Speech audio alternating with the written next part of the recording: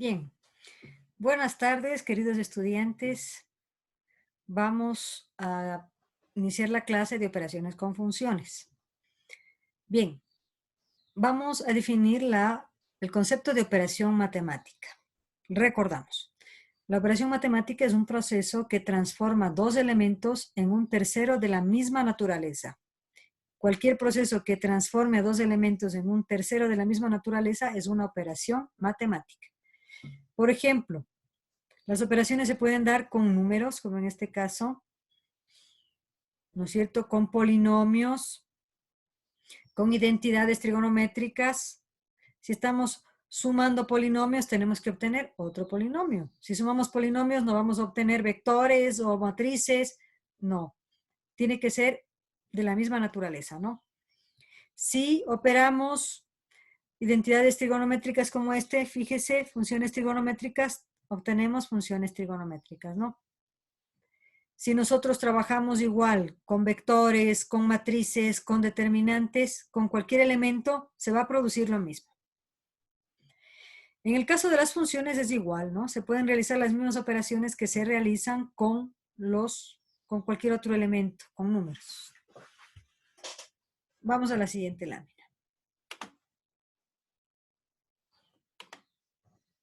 Bien. Siendo dos funciones f y g definidas de los reales en los reales, podemos tener las siguientes operaciones. Adición de funciones, producto, cociente, potencia, radicación, es decir, todas las operaciones que hacemos con los números reales también podemos hacer con funciones. ¿Cómo va a desarrollarse este proceso? Si voy a sumar la función f más g, voy a obtener una nueva función h. Y entonces eso se va a producir el momento en que yo sume las ecuaciones de sus funciones. Si voy al producto de funciones, h va a ser igual a f por g. ¿Cómo va a funcionar esto en las ecuaciones? La ecuación de f multiplico por la ecuación de g y voy a obtener una nueva ecuación que va a ser la ecuación de mi función h. Y va a suceder lo mismo con el cociente de funciones. H va a ser igual a f sobre g. La potencia de funciones va a ser igual a f elevado a la g. En la radicación de funciones es un caso especial, ¿no? G tiene que ser una constante. Bien, vamos a ver un ejemplo para comprenderlo con mayor claridad. Si tengo dos funciones, f de x igual a x cuadrado, esta parábola que vemos aquí, y g de x es igual a 1 sobre 1 más x, esta hipérbola equilátera que tenemos aquí. Por cierto, tenemos asíntota en menos 1, ¿no? Bien, vamos a sumar estas dos funciones. Para sumar estas dos funciones de f más g, simplemente tengo que sumar sus ecuaciones. Como veo aquí, mi nueva función h de x va a ser igual a x cuadrado, que era la ecuación de f, más 1 sobre 1 más x, que era la ecuación de g. Para esto solo recuerdo cómo hay que operar con expresiones algebraicas. En este caso tenemos que sumar una expresión entera con una fracción. Entonces tenemos que obtener un mínimo común denominador. ¿No es cierto? Que abarque a los dos denominadores. También tenemos que transformar este x cuadrado en fracción. Sería x cuadrado sobre 1, ¿no? Bien, el mínimo, el común denominador, divido para 1 y multiplico por x cuadrado, me queda x cuadrado. ¿No es cierto? Por el común denominador, por 1 más x. Entonces me queda x cuadrado que multiplica 1 más x. Más 1 más x dividido para 1 más x, 1. Por 1, 1. Queda 1. Desarrollo este producto. X cuadrado por 1, x cuadrado. Más x cuadrado por x, x al cubo. Y más 1. Sobre 1 más x. Ordeno la expresión y me queda ya este polinomio, ¿no? Que vuelve a ser un cociente. X al cubo más x al cuadrado más 1 sobre 1 más x. Y miren cómo me queda la nueva gráfica, ¿no es cierto? Sí se cambió sustancialmente, ¿no? Bien. Vamos a ver la siguiente operación, el producto de dos funciones. Aquí vamos a multiplicar la función f por la función g, es decir, vamos a multiplicar sus ecuaciones, x al cuadrado por 1 sobre 1 más x. La multiplicación es más fácil, ¿no? Aquí no tengo que sacar como un denominador, sino que simplemente tengo que multiplicar numerador por numerador y denominador por denominador. En este caso, x cuadrado por 1 es x cuadrado y 1 por 1 más x es igual a 1 más x.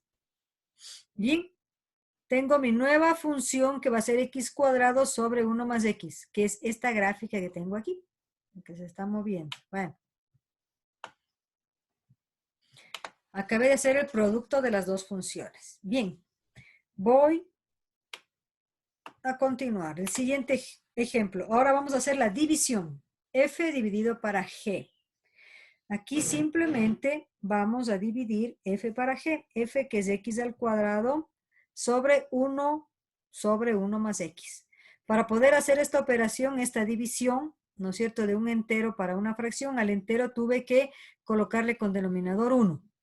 Y entonces ahí sí puedo operar la fracción en el numerador y la fracción en el denominador. Hago extremos por medios y me queda x cuadrado que multiplica 1 más x sobre 1.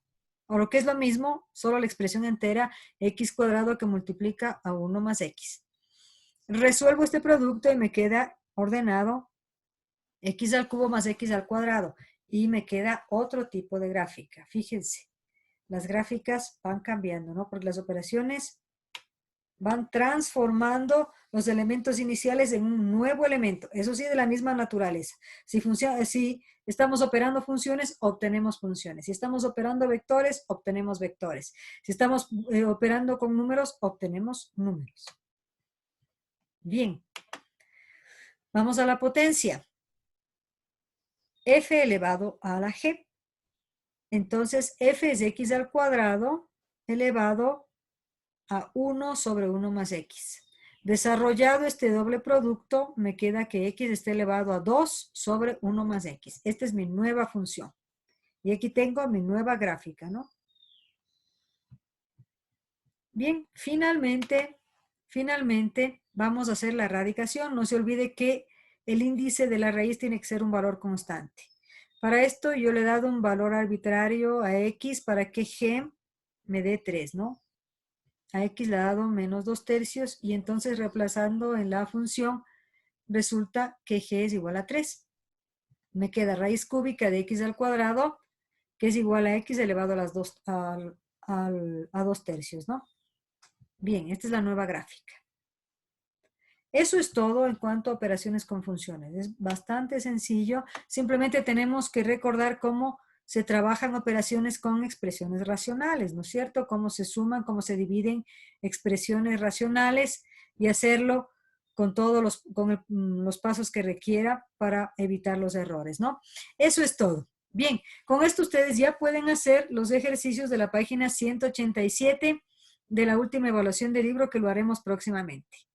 Muchas gracias por su atención. Que tengan una linda tarde.